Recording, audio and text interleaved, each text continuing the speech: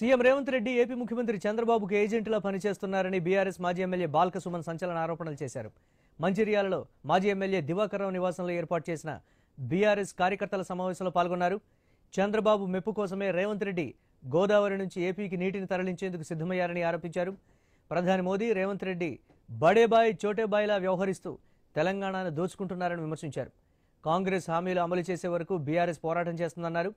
ఈ నెల 27న ఎలుకతుర్తిలో జరిగే బీఆర్ఎస్ రజతోత్సవ సభను విజయవంతం చేయాలని సూచించారు. కాంగ్రెస్ పార్టీ ఆనాడు చంద్రబాబు నాయుడు ముఖ్యమంత్రి ఉండి అటువంటి పరిస్థితులు తెస్తే ఇవాళ చంద్రబాబు నాయుడు శిష్యుడు రేవంత్ రెడ్డి కాంగ్రెస్ పార్టీ నాయకత్వంలో మళ్ళీ అటువంటి పరిస్థితులు తెలంగాణలో తీసుకొచ్చింది.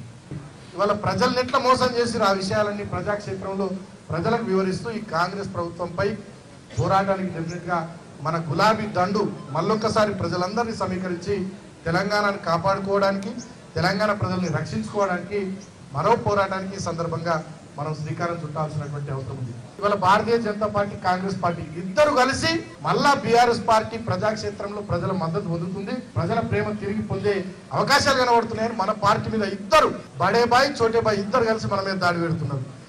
కాంగ్రెస్